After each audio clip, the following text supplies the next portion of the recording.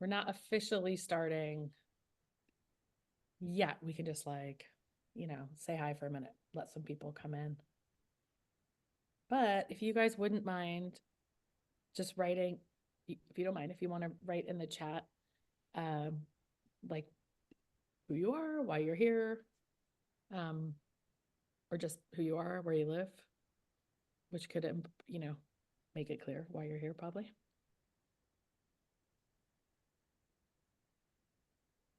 On a scale of 1 to 10, how insane are you being driven by these new rules? 0. Everyone's at a 0 for that.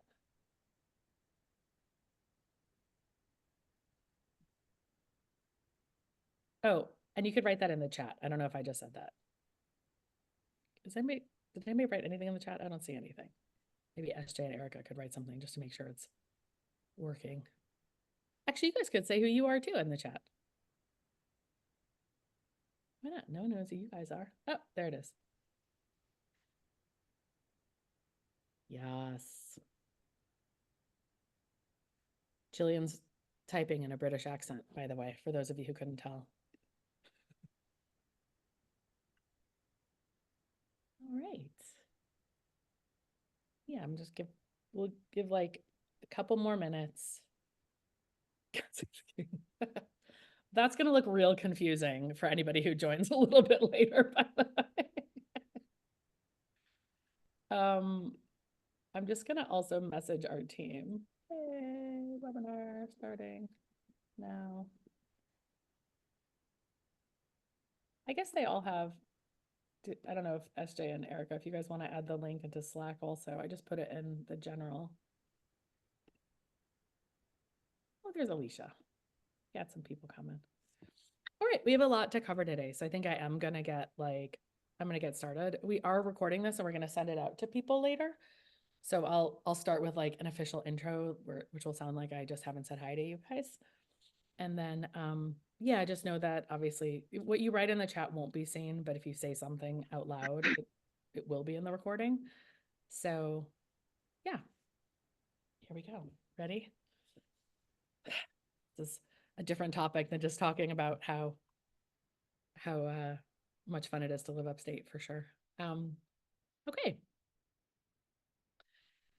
August 17th, a lot of things changed for real estate professionals, for buyers, for sellers, for all of our partners all across the country as a result of a settlement that the National Association of Realtors had for a class action lawsuit. So there have been headlines. There has been some of the worst reporting I've ever seen about what's going on here.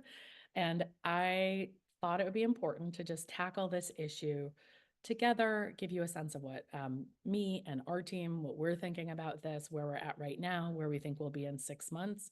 And importantly, who do we think really might gain from these new changes, and who might have a little bit of a harder time. So I'm Megan Brenwhite. I'm the head of the Upstate Curious team at Compass.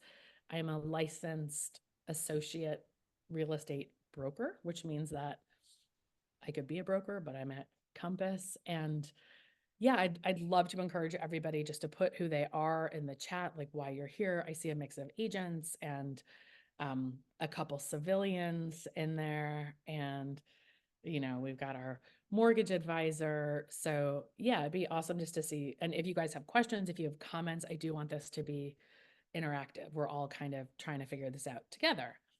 So before I even start anything, our team has started doing what we call the NARFirmations, which are like affirmations every morning, which go something along the lines of, we love new paperwork.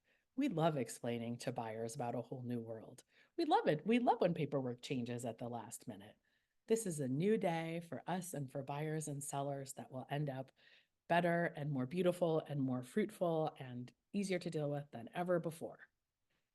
Whatever we're thinking, we just kind of say somewhat the opposite. Although what I will say is that I am super excited. I actually am getting super excited about how these changes might impact everybody for the better once we get through this tricky period. So to give you some context, our perspective. So we are a team. A lot of people don't understand what a team is, especially when it's a team as big as us. So obviously we do around 200 transactions a year. We have, we represent 200 clients a year. That's a little bit different than transactions. We have, I think, 22 agents on the team currently. So we've been growing a lot. Compass is our brokerage. So that's an important note. The broker for us is the one who has all the legal responsibility, essentially. That is one of the reasons we're with a brokerage, in addition to Compass's amazing name and network and branding and technology. But we, as team members, we don't decide anything about what forms we get to use. We don't. Like, that is completely up to our brokerage. The people who decide for above the brokerage is generally in this case, it's the multiple listing services that we're members of. The multiple listing service is plays an important role in this, because one of the primary changes that has been made is that offers of compensation for cooperating agents have to be moved off of the multiple listing service. So that's step number one. So it's like, what is a multiple listing service? So everybody in our area pretty much has to be you would have to be a member of a multiple listing service. You'd have to be a member, more importantly, of actually have a board of realtors. Those are not the same thing. So you have the Ulster County Board of Realtors, you have the Hudson Valley Catskills Multiple Listing Service, you have the Hudson Gateway Association of Realtors, you have the One Key Multiple Listing Service, but they're closely entwined. The multiple listing service is just what it sounds like. Everybody puts their listings in, they go out into the world, they go onto Zillow, onto Trulia, onto my website, onto other agents' websites. And up until August 17th, one of the things that it would say in there is for this listing that you want to see, the seller has offered 2.5% or 2% or 3% or 5%, never 5 really, commission to the cooperating agent, the person who brings the buyer. Easy. In the multiple listing service, there's information that you guys don't get to see as like the public. So there's stuff called agent remarks, and there's different things that were just never available. So, it could be something like the seller's working to fix something, or this house is dangerous, so don't go in without, a hard hat or whatever. Like, there's stuff that only we see.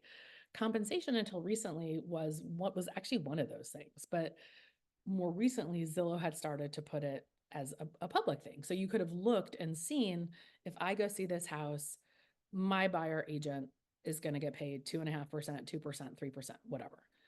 But it never mattered. It never should matter. Like, it should be that you go see a house you want to see, that's in your budget, period. You let the rest of it kind of get worked out amongst us. So NAR, National Association of Realtors, the ones who got sued in this class action lawsuit, to become a realtor, REALTOR, trademark or copyright, you have to be a member of the National Association of Realtors. And to be a member of most of the board of realtors in our area, not in every state, you have to be a realtor. So basically, all the people that we're dealing with, and again, let me just preface by saying, if I get something wrong here, it is only with good intentions. Like, some of this is a complicated issue, and we are doing our best to untangle it. But if I get something wrong, please, if you know it, please put this in, in the chat. We're going to keep doing these things as more information comes out. But essentially, all of the board of realtors that are affiliated with NAR, they have to implement these new changes. So again, there are some in different states that are not. We are. I guess, let me just see, does anybody have any, because if anybody has any questions, basically there's agents on my team. I'm the head of the team. Compass is our brokerage. We are members of these board of realtors. We use their multiple listing services. And then there's NAR kind of above that, or sideways, or whatever, however you want to look at it. So the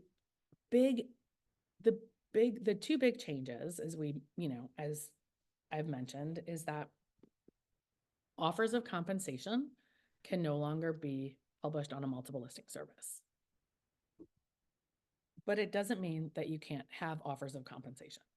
It also doesn't mean that you can't publish them everywhere else. You can. So this is one of the things that's a little bit weird. The way it used to work was we would go when we're meeting a seller for a listing appointment. We would talk about all the, we would do the comparative market analysis and talk about maybe what they want to do to get their house ready for market and all these different things. And then we would come to the conversation of our commission. And it always was the term they're using now is decoupled, because let's say I'm going to use fake numbers because we don't want to even get in the realm of me trying to say like what are average numbers. That is another thing I could get in trouble with. So let's say the commission was 20%.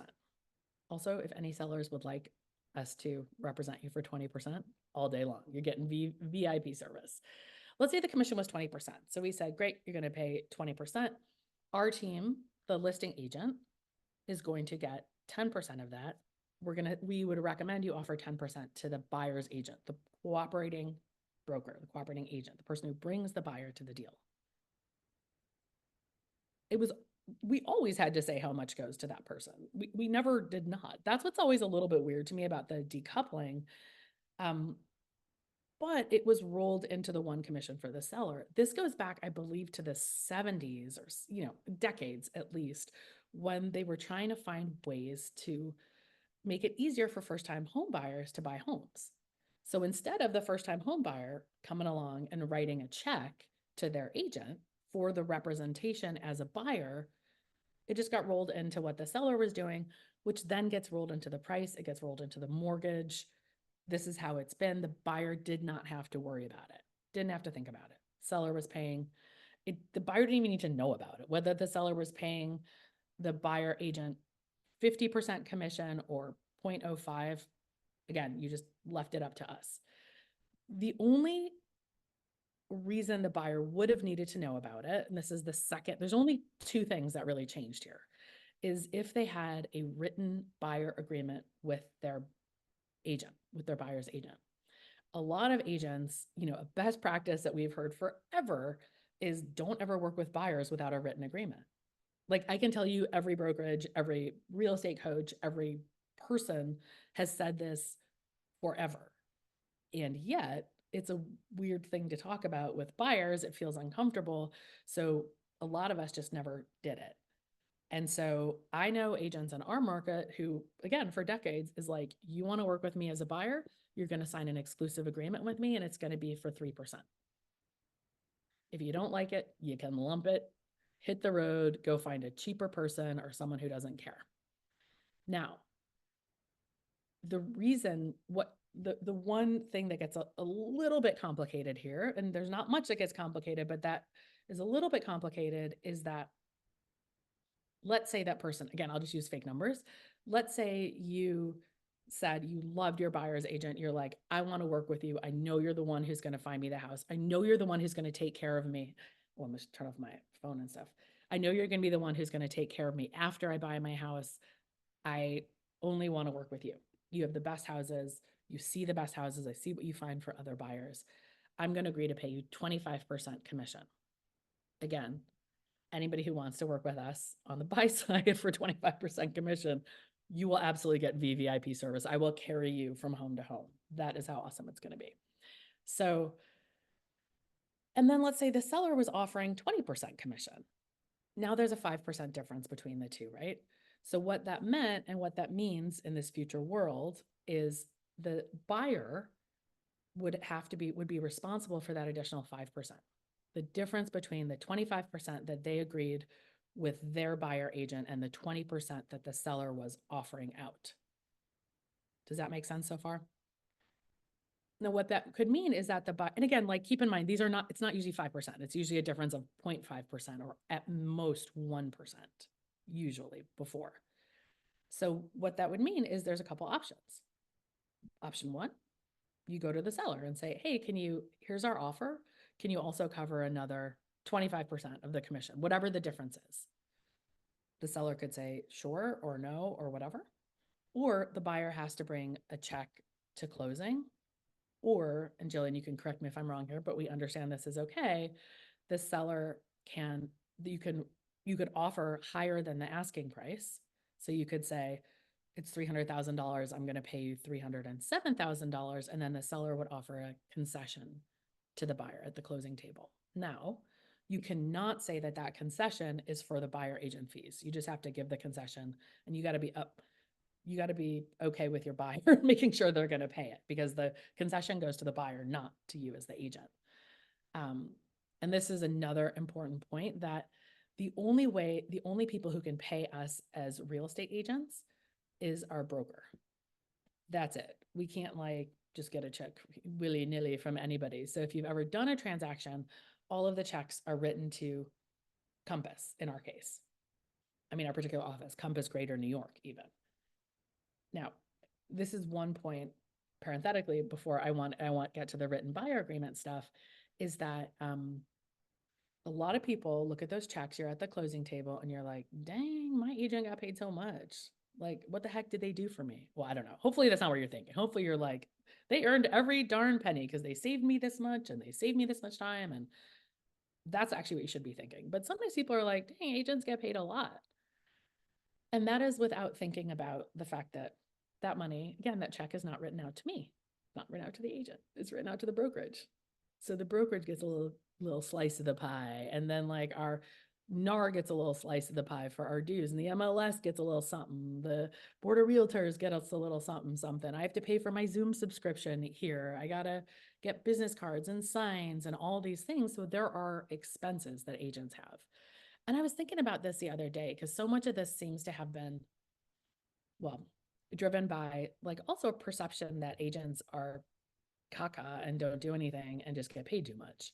That is to me the tenor of most of the news articles I've read, which makes me absolutely infuriated, because I had my own marketing business before. I have worked all over the world with a ton of different people. The real estate agents I know are so hardworking, are like give up their weekends, they give up their evenings, they will drive a client around 12 million times for buyers to show them different houses. They are therapists, they are financial advisors. We are negotiators. We have to understand how to talk to the inspector. We have to understand about design. We have to have amazing networks of people to recommend to you guys. Like, we have lists of attorneys and bankers that change as we hear different things about them. Bad experience, we have a conversation. 3 bad experiences, couple bad experiences, they're off of our list.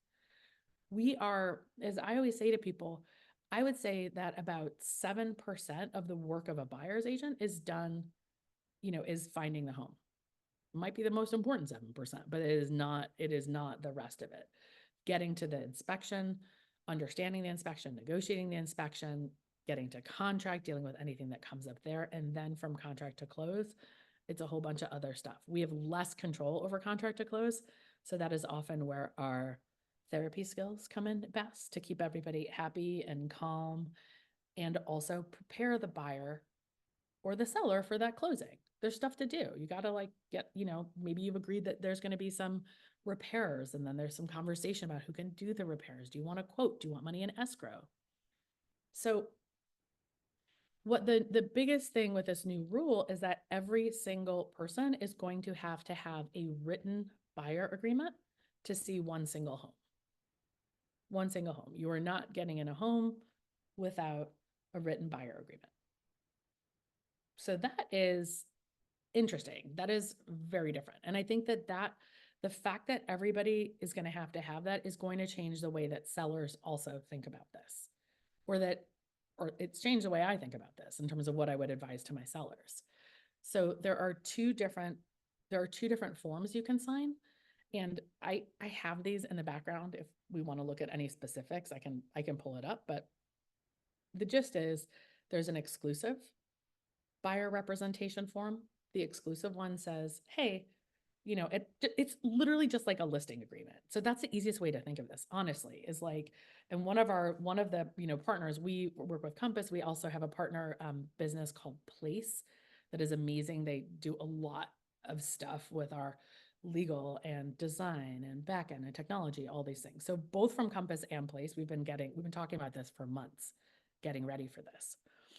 So the way that Place has said to look at this is like you're listing a buyer. It's kind of like you're listing a home. I mean, there's not a good way to look at, that would make sense to the real estate agents in the room, that you like meet the buyer, you have a conversation, you do your consultation, you make your best pitch about why they should pay you to represent them. And then you go in two different directions. One is the exclusive right to represent, which says, hey, we're going to work together for just like a listing agreement for 6 months or 1 year, whatever you want to put in there. And we're going to do that. Our fee is 3%, for example. What the exclusive right to represent means is that any house that you buy during that period, you are going to have to pay that agent. I would like to stress that again.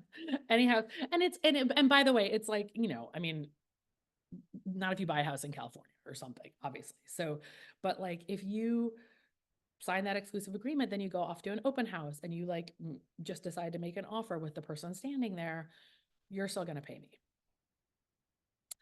That is really important to understand.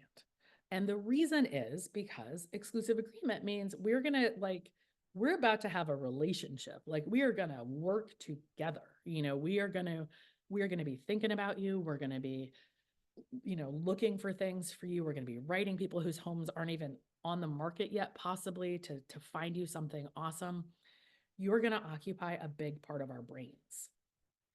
That is a fact. Like this is one of the things that I love about this change, because I think the exclusive buyer representation agreement is going to, for us as agents, really separate the serious buyers and the ones who really want to work with us and trust us and understand our value from the people who are just like, I'll go to this open house, I'll go to this, oh, let's see what, who knows, Now, for those of you who are the latter and or who don't know us enough yet, which is completely fair, you have something that that sellers don't have. You have the right to have what's called non-exclusive buyer representation agreement.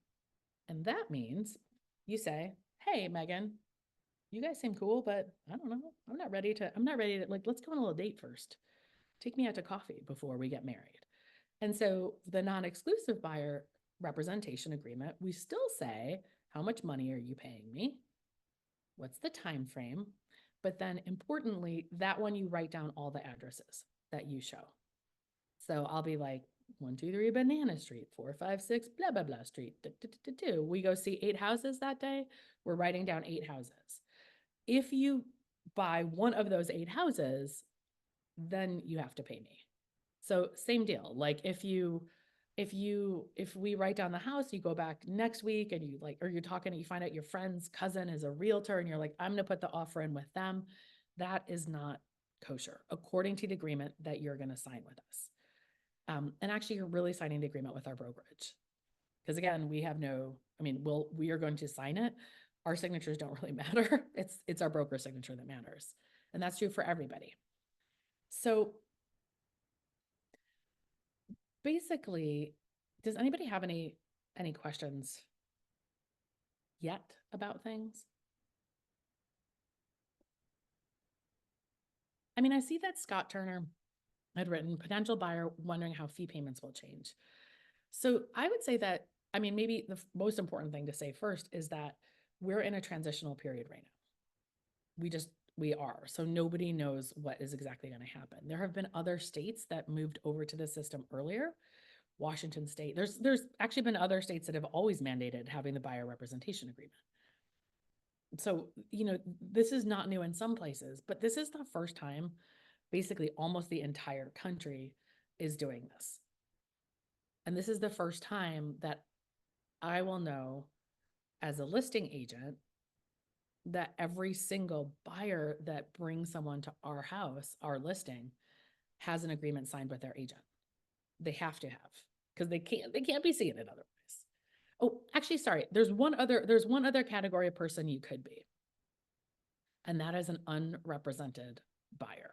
So, and that's an important category too, because you can say, you know what? I'm good. I don't need your help. I'll just go straight to the listing agent. Or I'll go straight to the listing agent, who in this case will 100% have their only fiduciary duty is to the seller. Every single thing you say can hurt you. There is no confidentiality with you. There is no their entire legal responsibility will be to the seller. That means we cannot give you advice on inspectors. We cannot give you advice on attorneys because that could be a liability. Like, because if the seller feels like we've given you, some kind of advice that they don't agree with, that is a problem. We can help you with some logistical stuff. So we can say like, well, we can show you the house. Obviously, we can answer questions about the house. We can give you the property condition disclosure statement, which is another new thing that started this spring, where all the sellers have to fill out a long form letting you know everything they know about the home, which is cool, I think. Although, FYI, most of their attorneys are advising them to fill everything out as unknown. So, if you see that from a seller, that doesn't mean they're a jerk. That means that they're following their attorney's advice. What else can we do for unrepresented buyers? We can open the door for the walkthrough. We can make sure if you negotiate some repairs or something, we'll obviously make sure the seller gets it done. And that's about it. Now, fun fact, in our new listing agreements, so people are like, well, I'll be again, like, I don't need an agent. Yeah, I want to save some money. Here's two fun facts.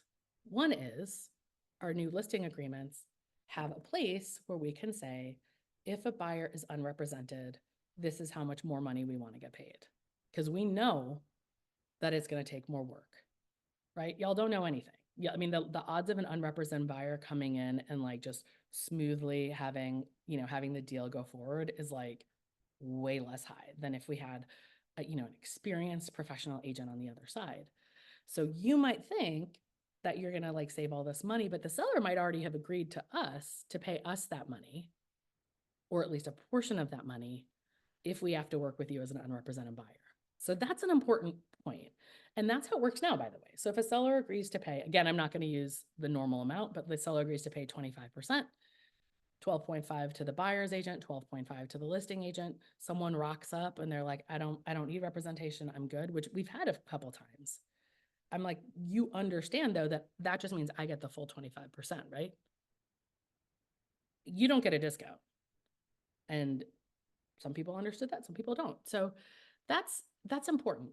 So practically speaking, what is going to happen, I believe, is that every time you submit an offer, your buyer's agent is going to ask for exactly the amount of money you agreed to pay them. Why would they not? Right? You submit an offer, it says 2.5%, 25%, 40%, whatever it is.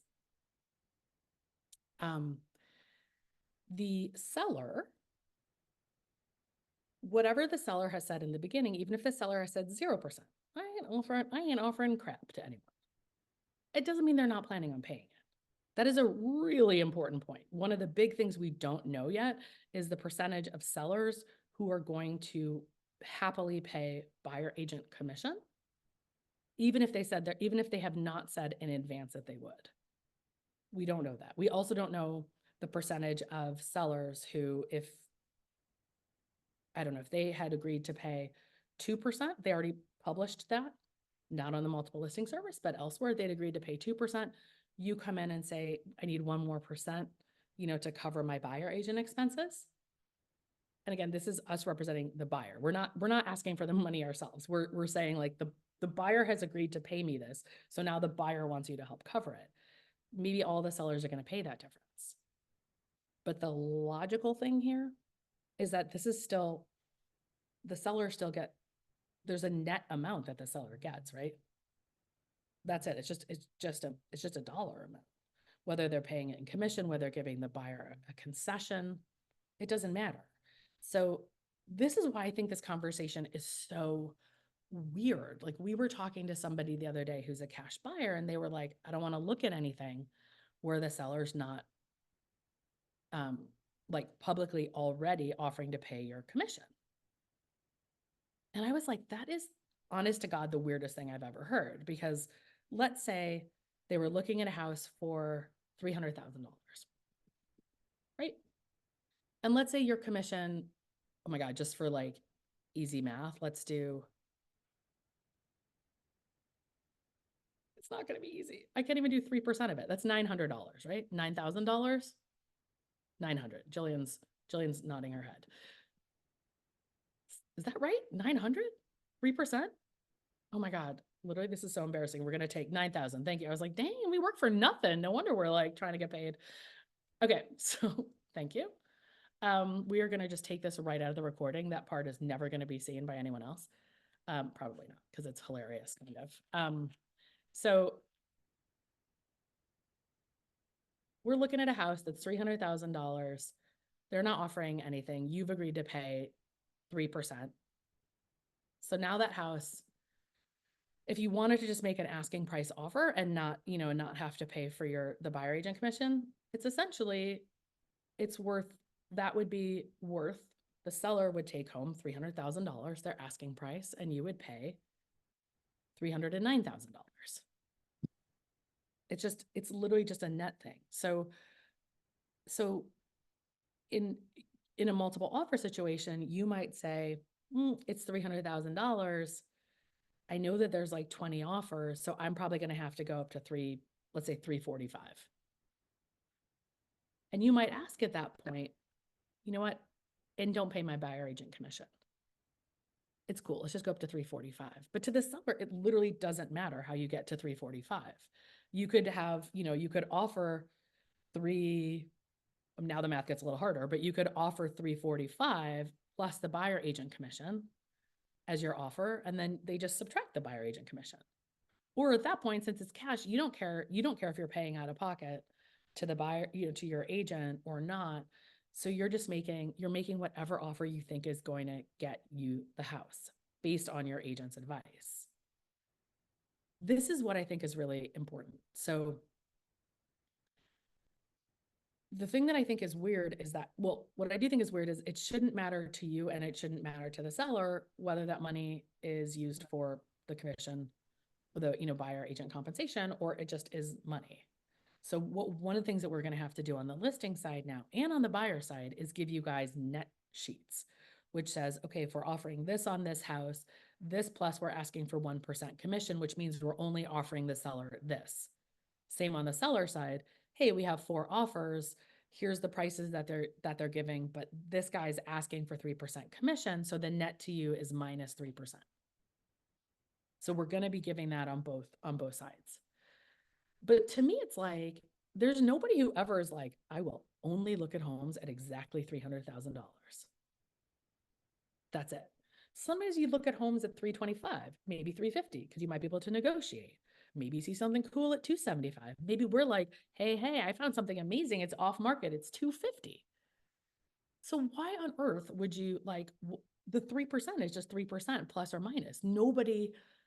This is what kind of drives me a little nuts. Nobody says I'm generally, there is a limit to everybody's budget, but 3% or 2% or 1% or whatever it ends up being is not usually the deal breaker in terms of price, especially if it's getting rolled into the mortgage. And that I want to say, importantly, we did the quick calculations we just actually did it for a $300,000 house.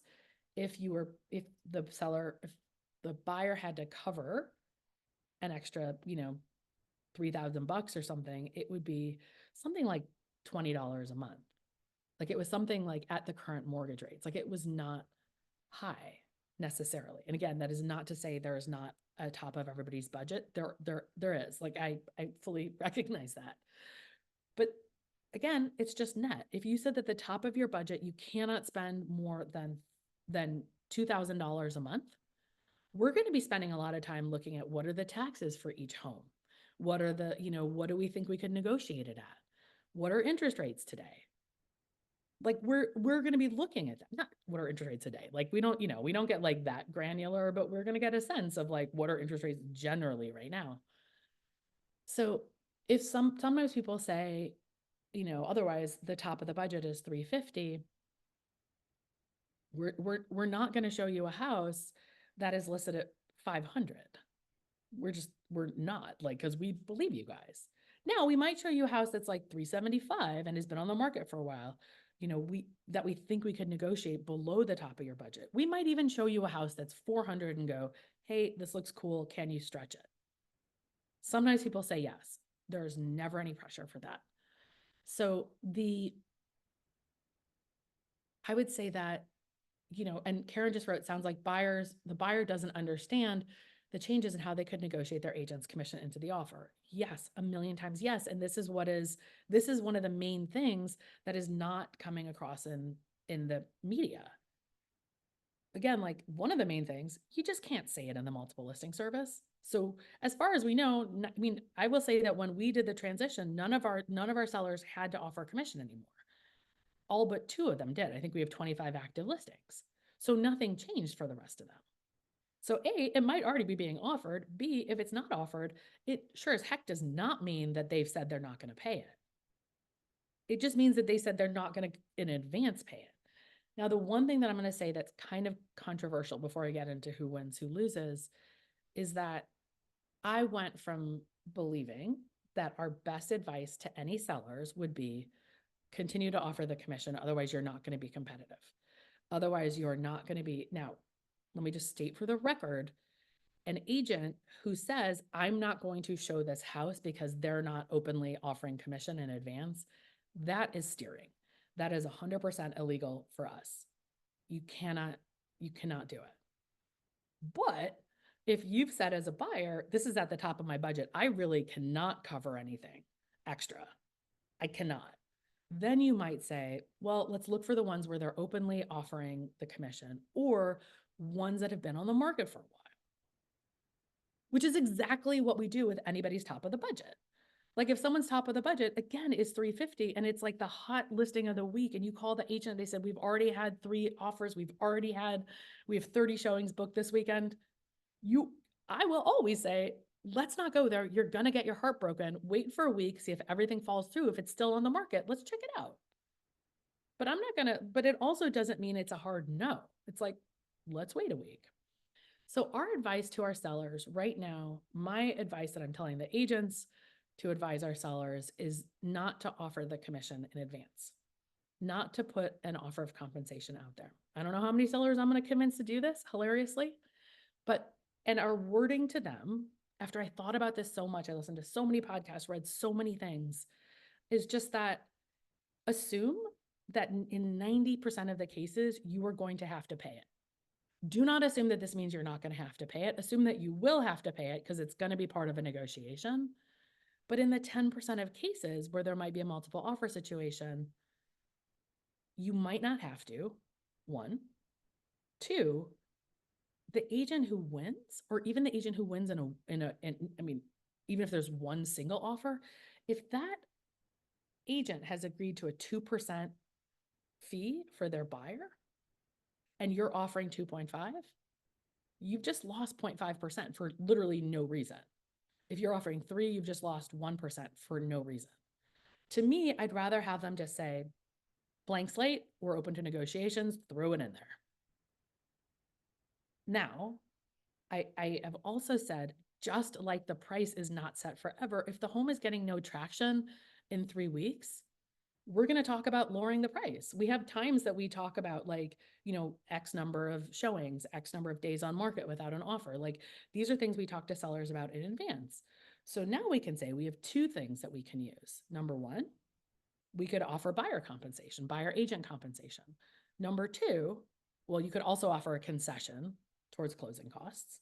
Number 3, we can drop the price. We might do a little bit of both. We might say, let's drop the price 5% and offer 2%. Let's drop the price $5,000 and offer 2% to buyer's agents now. That seems sensible to me. So this is the thing. To me, like the more I thought about it, the more I was like, actually, this is kind of cool. It just gives us all another little thing to play with. The closest thing that there are 2 things that are similar to this already, I think, ish.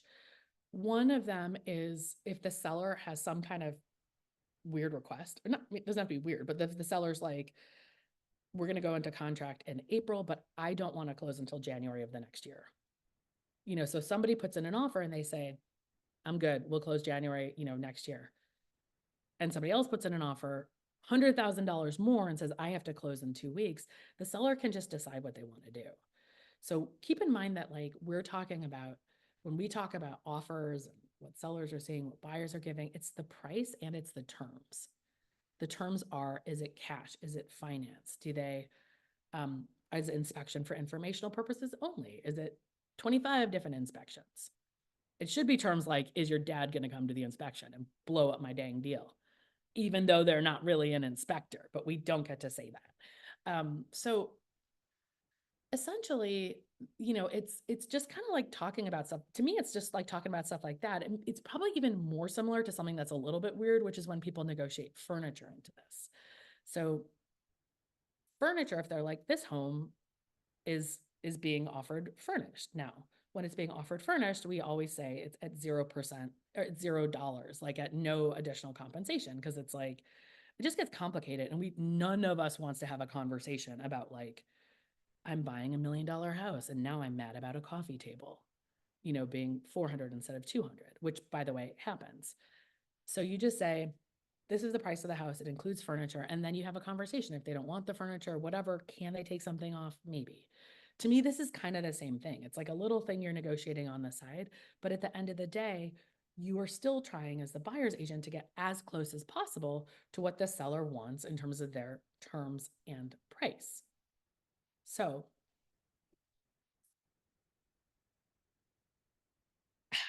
sip of water, a lot of things talking about. We've been talking about this with our team. We've had daily meetings with Compass. We've had meetings with Place. Like we've been talking about this a lot. So who do I think will win here?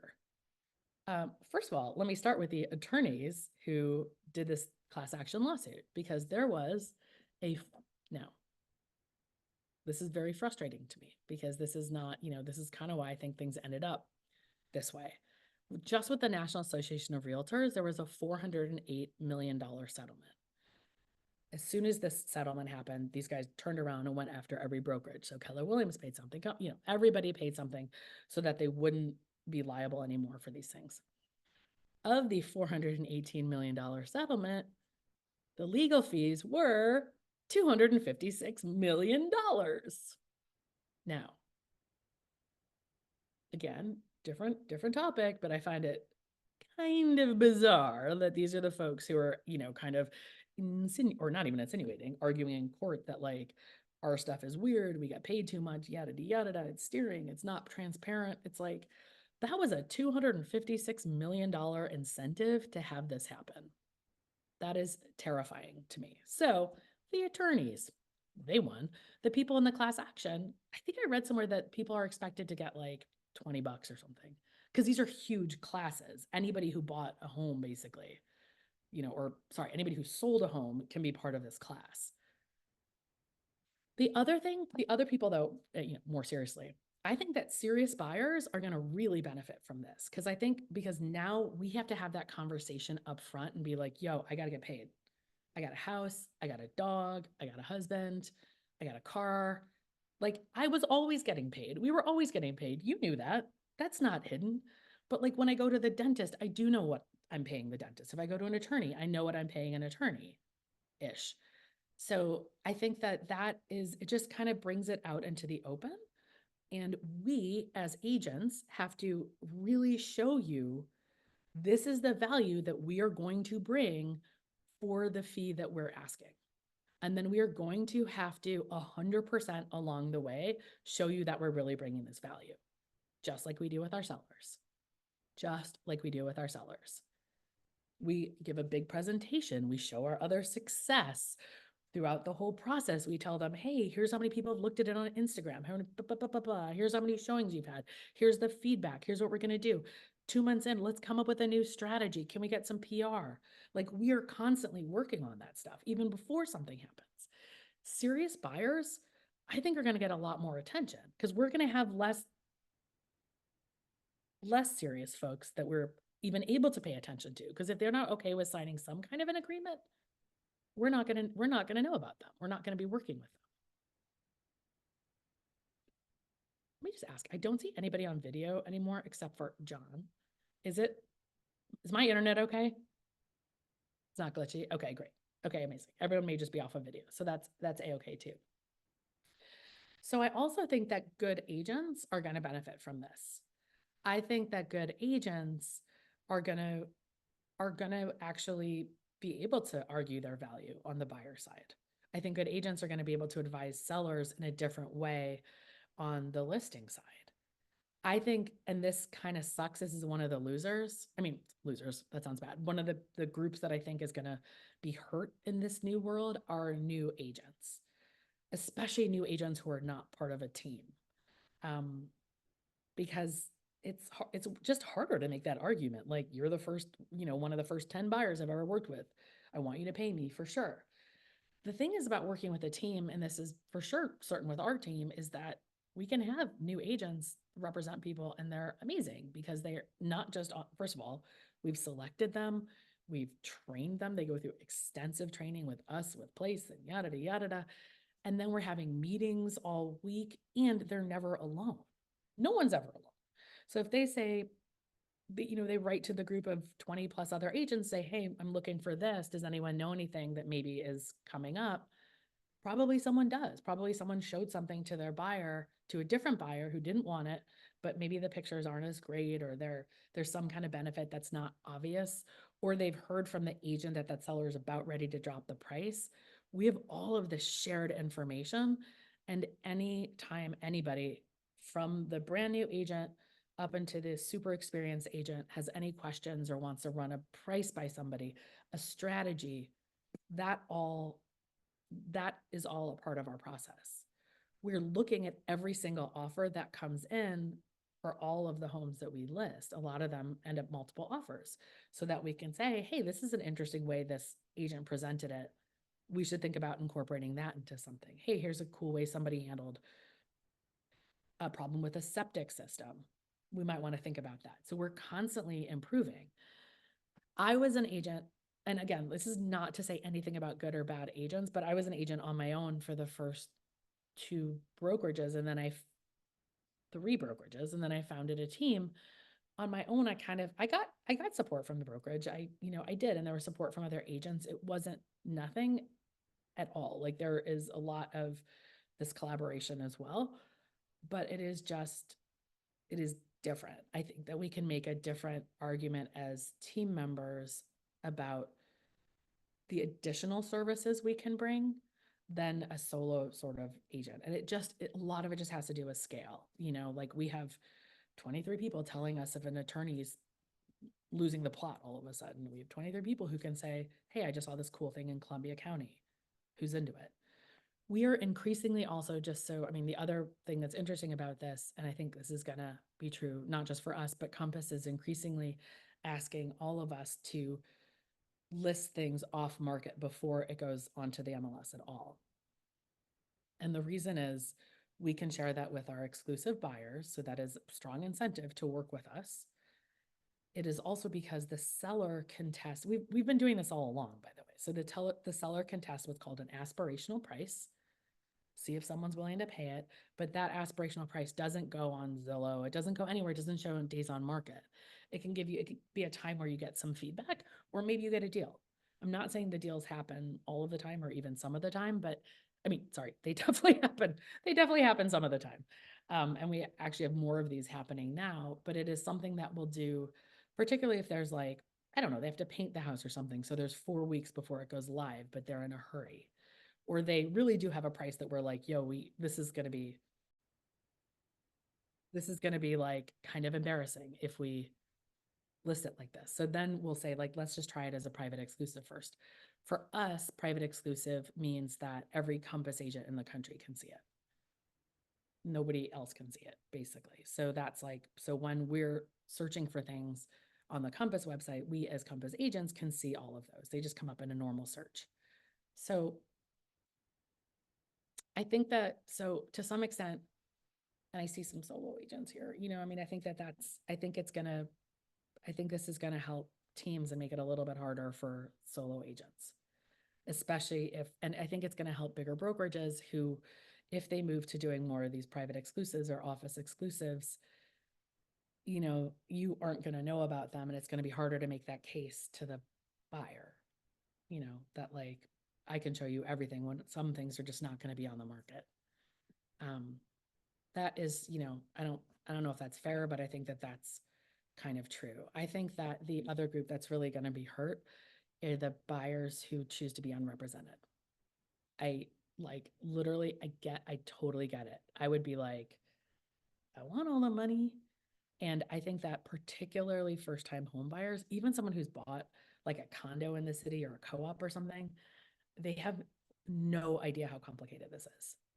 Like zero. I think in general, people do think it's like selling sunset, which is hilarious. And I can tell you that like most of us out here do not put on 6-inch heels and like open a door, which is also not to say that they're not killer agents and they're not just like actually not showing all the really boring parts of like the paperwork negotiation and what do we do if the down payment is too low and what happens if the planned repairs aren't done in time. Like that probably makes less good TV.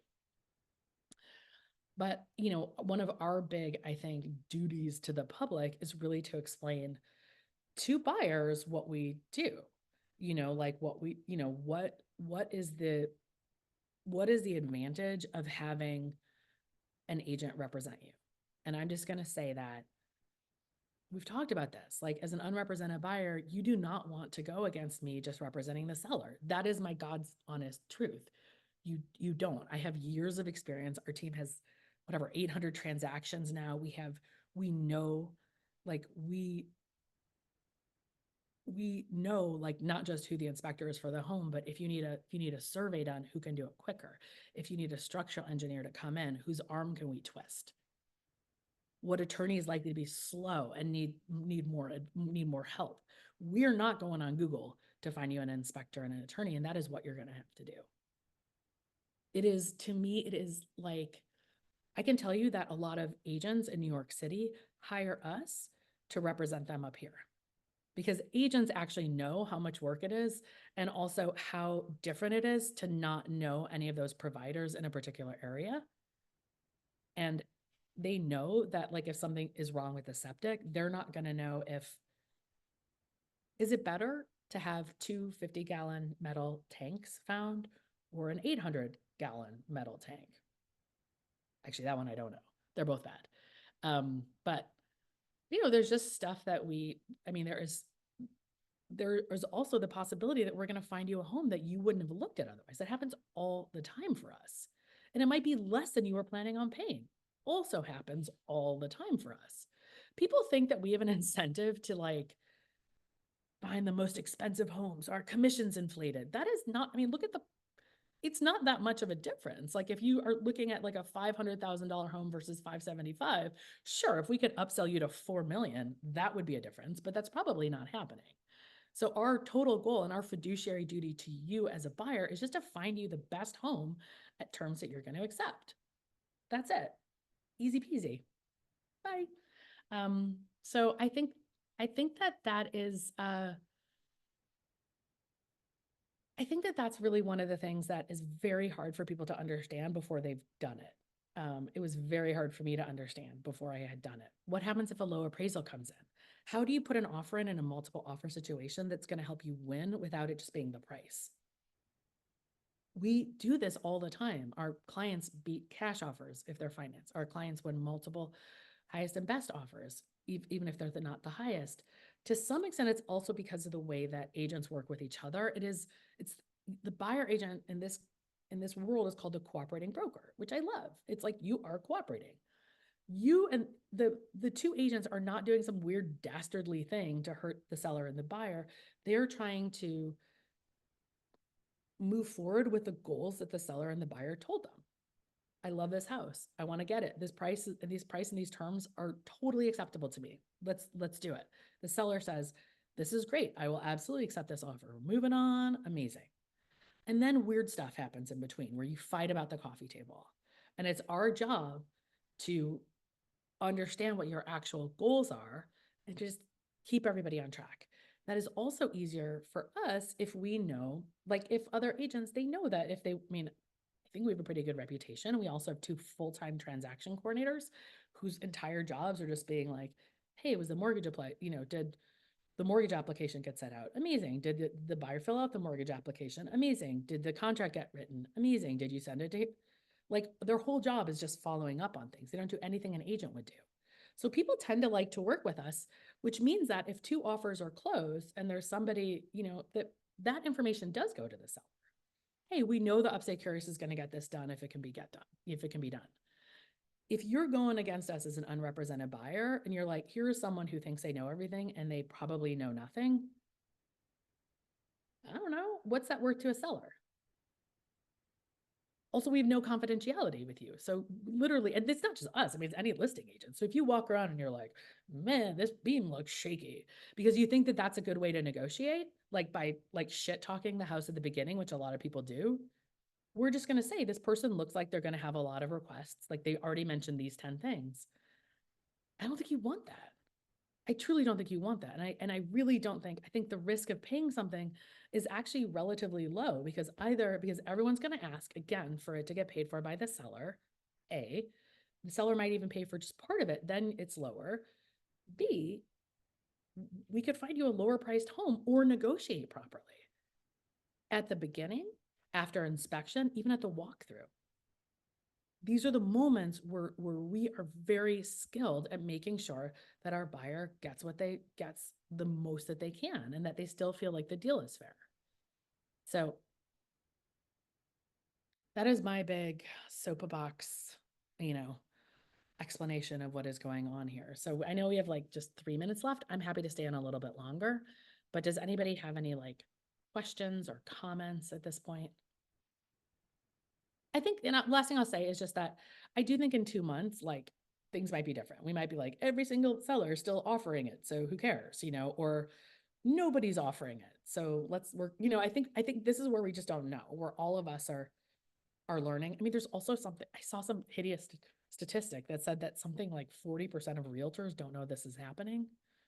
And that is because there's a huge percentage of people in our industry who are part-time folks who do it like once a year, twice a year. They're not, reading through the news and the analyses and listening to the podcasts about this. They're not, they got other stuff going on. So it also means that we're going to be working with, we as agents are going to be working with in an environment of other people who are confused, other people whose brokers are saying something different, right? Like, we already have the brokers fighting about different forms that we think need to get signed. And that's just real, but pretty soon it'll settle out, I think. Yeah, and Karen wrote, more reason to not hire a part-timer. I mean, yes, there are some part-time people who are good, and there might be a reason to do it, but it's hard. It's hard to get really good at this unless you're full-time. I mean, we look for all full-time people on our team, unless there's, again, very specific reasons, or they're experienced, or they're going to do some other role on the team. But yeah, that's basically all I have to share. And I would just say, I guess maybe it's just a last thought, since there's not really any questions. It's just like, just know truthfully that like almost all agents really, really, really have your best interest at heart. And that is what they're trying to do. Like, we take as a field this fiduciary duty extremely, extremely seriously. This is a huge purchase for most people. This is a huge asset for most people that they're trying to sell. It is an emotional time. It is a stressful time. And this is where like we are keeping our eyes on your like the wealth aspect of this, and also the personal aspect of this. And there's a bunch of things that like we want to be right for you. You cannot imagine how many calls I have with agents on the team at 9 o'clock at night who are worried about their buyers or sellers. If it ever looks like that's not true, it's because of us not communicating well. And that's the God's honest truth. Like, people will bust their asses for their clients. They really will. So I think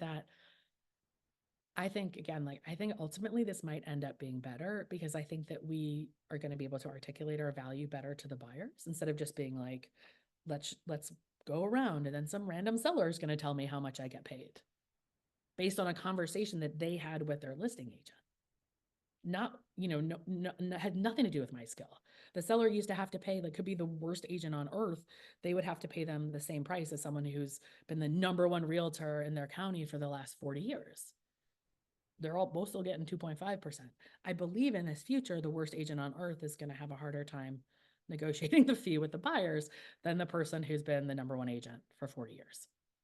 So I think it's ultimately going to be kind of a good thing that it will be kind of transparent, because I think that essentially buyers are not going to look at this. They're just going to go like, let's just look at the houses we want to look at and see where we land. And then we'll see if it makes sense for me and my budget. That's what they do now. They're not like, I'm only going to look at this house if I can negotiate 7K off of it. That is not how it works. So yeah, for everybody's here, thank you for coming. I appreciate it. We're going to send this out to everyone also. So if you want to rewatch all of the interesting points I made, and if you have other questions, let us know, and let us know if you want more content on this. I was a little bit reluctant to cover it just because it is complicated, but I think it is very important. And hopefully it'll save you guys some time and stress when you're buying, selling, or working with clients. So thanks for coming. Bye.